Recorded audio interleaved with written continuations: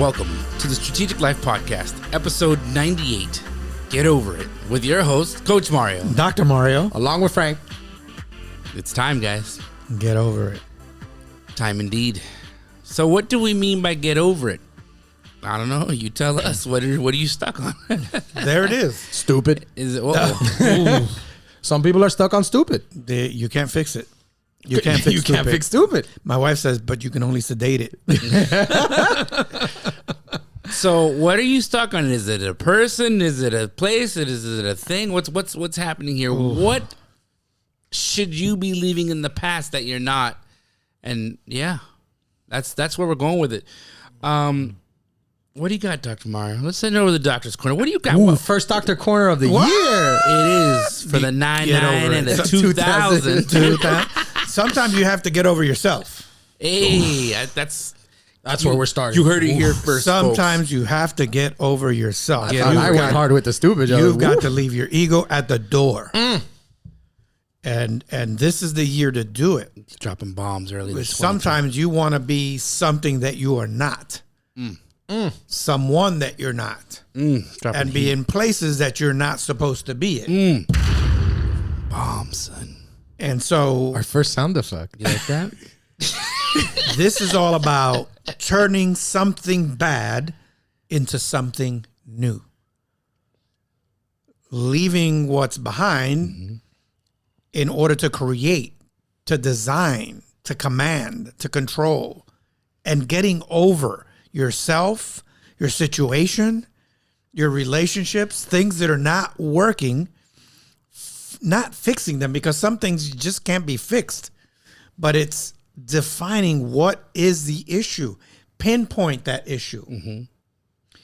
And then you've got to kind of take a step back and invoke gratitude. Be thankful for where you are, but you got to get over yourself. Oh, yeah. Got to step out of your own mess.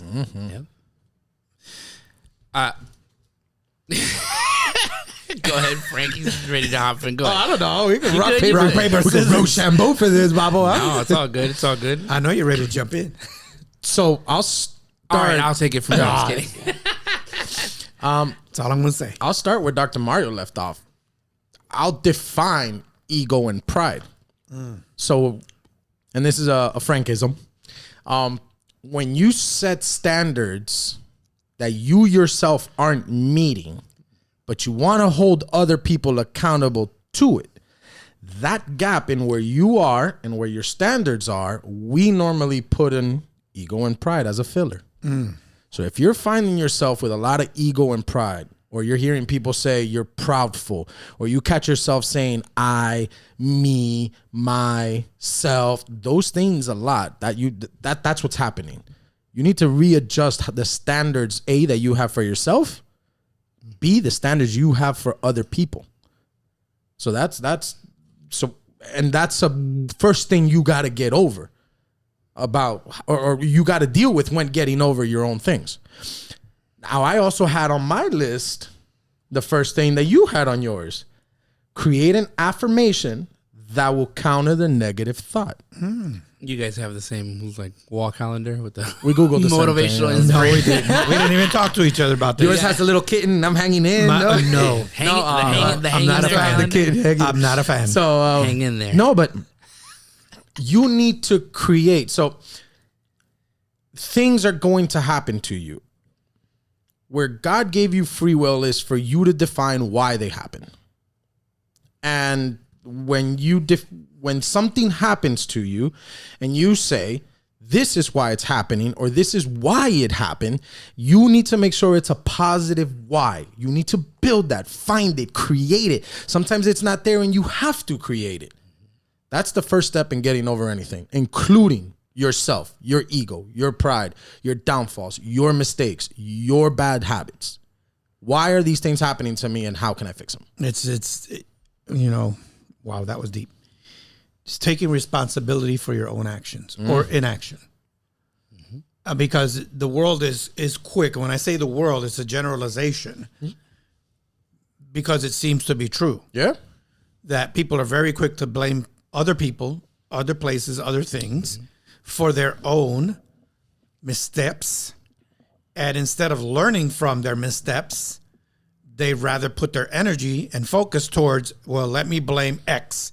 Let me blame Y. Let me blame Z. You're spending all that energy externally instead of doing what I call the internal audit. What role did I play in this? And is now the right time to get over it? 9 times out of 10, the answer is yes. Get over it now. And you're forfeiting your why. Absolutely. Oh, this happened because Dr. Mario wanted it. When those things happen, you're forfeiting why it happened. You're forfeiting control. You're forfeiting your and own by life. doing that, you're throwing accountability out the window. And Yeah. when there's no accountability, there's no learning. Oh, wow. And when there's no accountability, no learning, there's no control. another bomb right you there, just son. you're out to the wind. You're letting other people dictate your life. 1,000%. And you're not having any fun. I mean, one of my core values is I got to have fun. If not, I'm taking my crayon somewhere else. If you guys are not fun, I'm going to go somewhere else. You're having fun with us? I'm totally having fun with you guys. You think we're fun? This is 98. This is 98. We've been doing this for a minute and having fun and sharing because we do care. You know, nobody cares about how much you know. There's a lot of people know a lot of stuff. Oh, yeah. But are not getting it done. Yep. Because they are not getting over it. Their situation, whatever challenges they met in 2022 and 2021 and 2020 and so forth. It's time to make a decision to say, this is my moment. It's a defining moment. You know, whenever you have a crisis point, you're going to make one out of 2 decisions.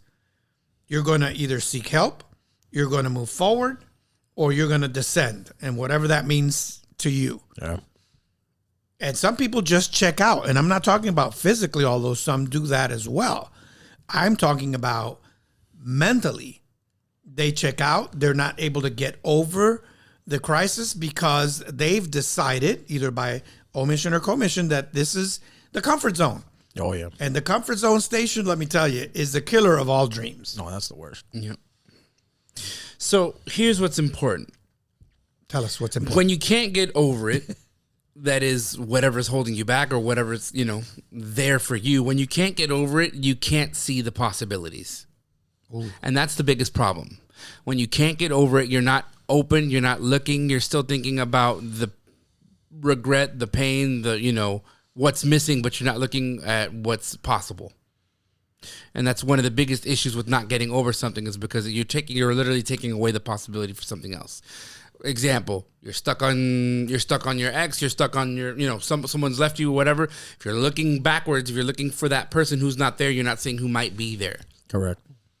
Or you're looking at some of the things in the new person that the old person brought to the table and judging them. So it doesn't work. I like that look, by the way.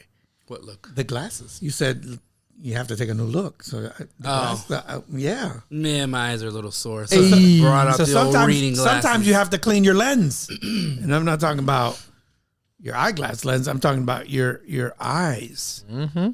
Sometimes you have to take a step back and become neutral, become a third party, and say, what's my role in this? What is really happening? Is this true? Is this true beyond reasonable doubt? Or could this be something else? You went law school there. You went reasonable doubt. Oh, I sure did. Behind the preponderance of the evidence. Yes, sir. Because that's what night it takes. of the evening in question, per se, Your Honor.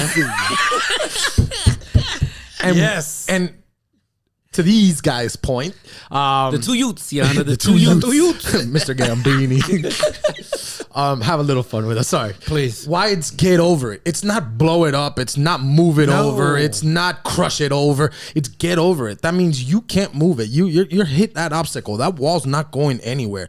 That relationship, whether it's in the past or present, that job, those friends, that habit, that bad moment, that traumatic experience, chaos, crisis, whatever it is that is there as a roadblock. Don't fight to destroy it. Don't fight to erase it. Don't fight to get rid of it. you need to get over it. You're like, hey, I cannot do anything with this. Right. I need to just move on from it, move forward from it. So, right, turn your back to it and move. You might be listening and saying, easier said than done, easy for you. You don't know my story. You don't know my struggle or whatnot. Victimhood. Exactly. You like keeping your victimhood, right? So it's easier said than done, and they want to know how, Sway. You don't have all the answers, coach. They want to know how. But the reality is, but for the record, Sway didn't have the answers. You have to process the learning in the experience. That's it. Yeah. When you say, how can this be done? It's you have to process the learning of the experience. I got screwed over. Okay, what did you learn? That's it. What is something positive that I can take away from the scenario? Because most of the time when something negative or bad happens in our lives, we take the negative learnings. I'll never trust someone so again. I'll never do this again. You know what? I tried to start a business and this is what happens when I try to do something. I mean, you could have been self-sabotaging yourself the whole way. But ultimately, yeah. But yeah. Which brings me to my next point, right? Keep your distance, both emotional and physical, from it. So, you're breaking up. You shouldn't be on their social media. You shouldn't be hanging out with them. Like, oh, there's this job that fired me. Don't hang out with people who still work there. Move on. Delete numbers. Let it go. Right? If it caused that much pain, that hard, yeah. And if it costs you pain. Now, hey, I got promoted. I went to a new company, and we're still friends, and we still network together. Sure, that's different. That's not what we're talking about. We're talking about something that caused you pain, that caused you a traumatic crisis. Move on from it, right? Same thing. Friendships, go find new friends. Go find up a hobby, right? Hey, something physical happened to you, then don't go back to that same place. If it was a traumatic experience at a bar, at a restaurant, if it was a traumatic experience in another city, don't go back to it until you're healed from it. So keep your distance, both physical and emotional, from not only where and when it happened, but how and why it happened. I like what you said earlier. Don't blow it all up, because there's, whether it's in your relationship or in the position that you have, professionally, or it may be your source of employment, there are some foundational elements, some core values that will serve you in the future. The challenge is that when people become stuck, Frank, they tend to focus not on that, but on what's not going to move them forward. And so one of the extremely important elements is stop arguing for your own limitations. Oh, yeah. Stop arguing for your own limitations. If you've been in that position, whether it's a pastor of a church or a CEO or a blue-collar worker, or you're an entrepreneur or a solopreneur, and you've been doing it the same way for 20, 30 years, and all of a sudden you hit that ceiling, it's time to take a step back and take a look at, yes, the success of the foundation that you've had, but we are living in another world. We're living in another dimension. Yep. We're post-COVID, and COVID cannot be the excuse any longer. It is 2023, and it's time to move forward. Mm-hmm. And you're not going to do that by staying stuck. So get over it. Excellent. So here's another thing here for those wondering. Okay, well, what can I do? One of the things I said first was process the learnings from this situation. What do I now know? What do I now know about how to, that to not do when starting a business? What do I now know to look for in a man, and not worry about the one that was horrible to you, but what are the qualities that I know that I needed that I didn't know and that was out of my awareness previously? Because you learned something good. Now, once you have those learnings, and here's another way to process things. What would you do if someone was in the same situation asking you advice? And I usually like to say this, what if it was your son? What if it was your daughter? And for those who don't have kids, what if it was your younger niece or nephew? Mm-hmm. Oh, I'm stuck on this guy. Yeah, he treats me bad. He smacks me around a little bit, but only when I deserve it or whatnot. What would you tell them? Tell yourself that information, because it's much different sometimes to tell yourself something when it is to picture someone as so sweet and as innocent as Johnny or Sally or whoever. Oh, I would tell Sally that she don't need that loser, and I'm like, okay, now tell yourself, and they're like, I mean, it's just a difference. They can snap in an instant for someone else. So they come out, they give that advice, and then it's like, okay, now give yourself that advice. You just said it. That easy, right? give yourself an out of body experience and picture it with someone who you loved more than anything or anyone on this planet, what would you tell them to do if they were stuck on that scenario? It's a shift in perspective, was what Coach is talking about. You can't see the picture when you're in the picture frame. Yeah. Yep. You'll see things much differently. And we all have blind spots. We all have gaps. I'll raise my hands. I'm the first one. I have blind spot. That's why I have two coaches. I have accountability partners. I have peers. I have these two fine gentlemen here. We talk about it. What can we do better? How can we crush it? How can we get unstuck when we're stuck? These conversations are healthy conversations, and you have to invite them. You have to be able to accept what we call constructive growth points. Some people call them constructive criticism. I don't like to say it's criticism. It's, hey, we all have growing edges that we can learn from. And if we don't entertain these conversations with the right people, right, with the right people who can feed you growth and encouragement, if you don't have that, then you need to look for it. Yeah, I had those two next, but I guess we combine them.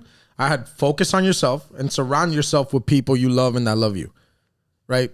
So if you're going through this traumatic experience and you can't get over it, or you're trying to get over it and you find yourself stuck, yeah, take a step back, look at yourself, learn from the process.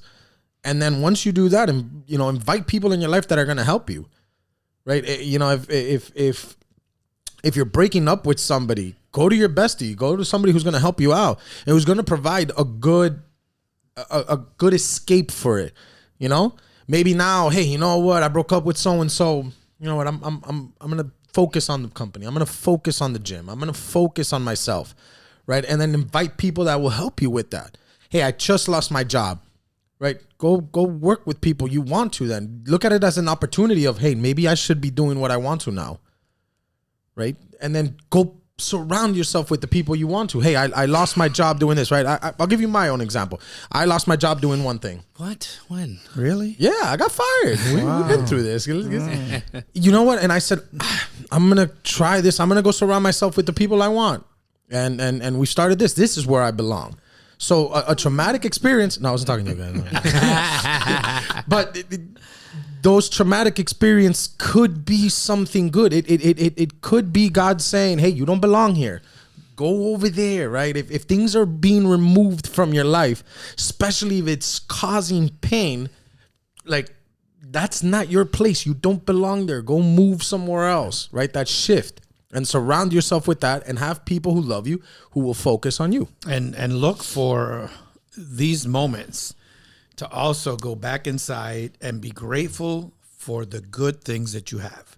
You have life, you have health, and if that's a challenge, then your accountability folks, your coach, those are the people that can obviously support you around that. If you don't have a support network, give us a call. We'll definitely find one for you, work with you on that. We do that all the time.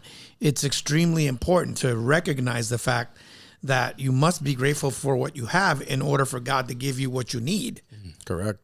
Because if in the moments of challenge, you're not grateful and you're focusing on the disaster, the breakup, whatever the case may be, the loss of the position, and you don't do what Frank did, where, okay, this is where I'm at, this is where I need to go. Surrounded himself with people that encourage, supported, and hey, let's go. This is the year that we need to take off. Correct. Get it done. And at least the way, like I tell people when these things happen, you need to allow for the release, right? You need to allow, like if you're going to sit there and, oh, I'm getting over it, blah, blah, blah. But yet, and no, if you're adding those conjunctions, like, no, you need to be able to say, you know what, this happened, period. And once that happens, that's when the healing starts. That's when you're able to actually get over it. That's you on the other side of it. Now you can start to move forward. Now you can start moving away. But again, if you're sitting there with the buts and the yeah and the ands and the ifs and well, if you're doing those things, you're still attached to it. The coulda, woulda, shoulda. Exactly. Exactly. And then, just to finish it off, at least my list, you need to forgive.